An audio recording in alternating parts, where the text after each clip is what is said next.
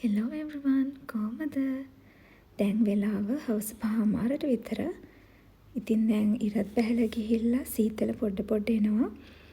මේ හවසට විතරක් නෙවෙයි මේ වින්ටර් සීසන් එකේ උදේටත් දවල්ටත් එක වගේ සීතලයි. ඉතින් අවුව නිසා පොඩ්ඩක් සීතල අඩු වුණාට දැන් ආයි සීතල වැඩි වෙනවා.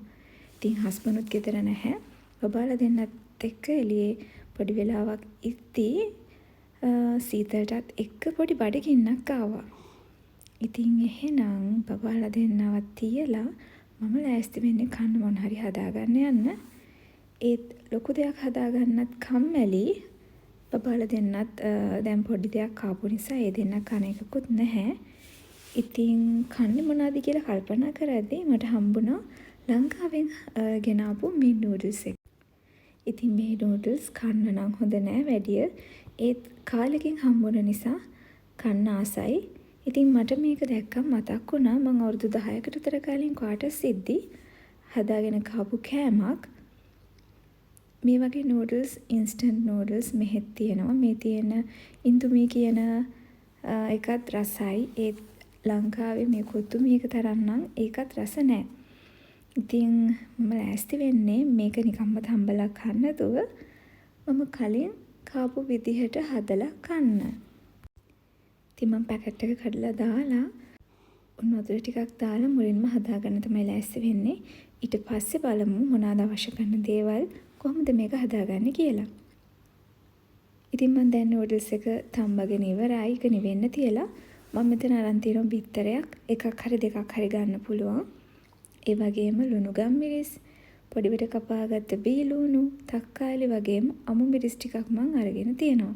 ඒ වගේම ෆ්‍රෙෂ් මිල්ක් ටිකකුත් මම ගත්තා. ෆ්‍රෙෂ් මිල්ක් නැත්තම් වතුර ගන්නත් පුළුවන්.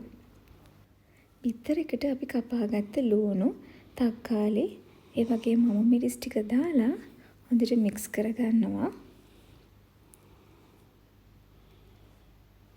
ඊට පස්සේ තමන්ගේ රස අනුව ගම්මිරිස් කුඩු, ඒ වගේම ලුණු කුඩු ටිකක් එකතු කරගන්න පුළුවන්.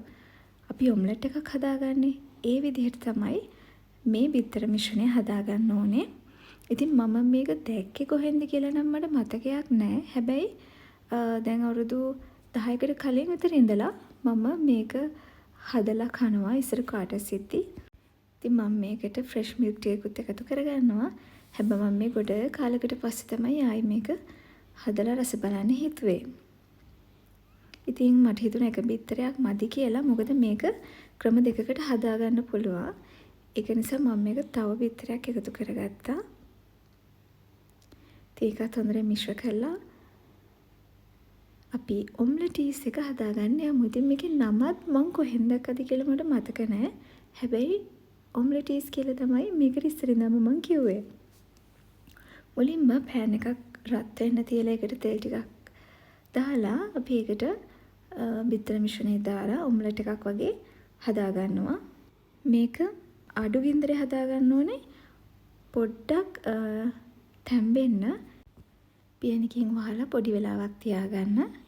ඊට පස්සේ මේක යට ටිකක් ෆ්‍රයි වුණාට පස්සේ මේ විදිහට උඩට බාගයකට නූඩල්ස් එකතු කරගන්නවා. ඔයාලට පුළුවන් මේ ඉන්ස්ටන්ට් නූඩල්ස් වෙනුවට සාමාන්‍ය නූඩල්ස් එකක් වුණත් කැමති විදිහට හදලා ගන්න. ඊට පස්සේ අපිට පුළුවන් හැමින් මේ බිත්තර මිශ්‍රණය මෙන්න මේ විදිහට අරගෙන වහගන්න මේ විදිහට. ඉතින් මේක පොඩ්ඩක් කැඩෙන්න බලනවා. මේක දෙපැත්ත හොඳට පිලිසුණාට පස්සේ ඒක හොඳ ලස්සනට තියෙනවා. ඊළඟ ක්‍රමයේදීත් පෑන් එකක් රත් වෙන්න තියලා තෙල් එකතු කරලා මම ඒකට බිත්තර මිශ්‍රණය මේ විදිහට එකතු කරගන්නවා. ඒකත් පොඩි වෙලාවක් වහලා තියෙනවා. ඊට පස්සේ ඒකට නූඩල්ස් එකතු කරගන්නවා මේ විදිහට පොඩි තීරුවක් විදිහට.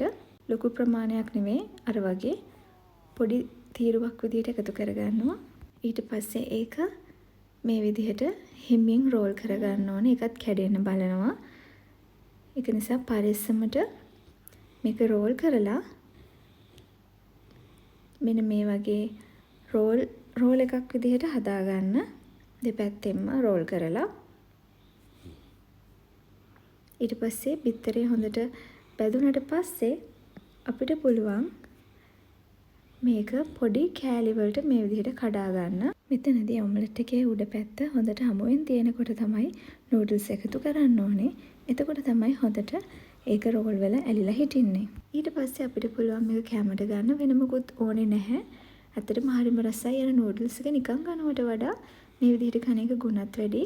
මම නම් බබාලට මේක දෙන්නේ නැහැ මේ ඉන්ස්ටන්ට් නූඩල්ස් නිසා. ඉතින් බබාලට දෙන්න එපා. ඉතින් මේක පොඩි බඩගින්නට ඉක්මනට හදාගන්න පුළුවන් කෑමක් නිසා මං හිතුවා ඔයාලත් එක්ක ෂෙයා කරගන්න ඕනේ කියලා. ඉතින් මේක හදලා try කරලා බලන්න. මේ වගේ තවත් වීඩියෝ එකක් අරගෙන එනකම් පරිස්සමෙන් ඉන්න.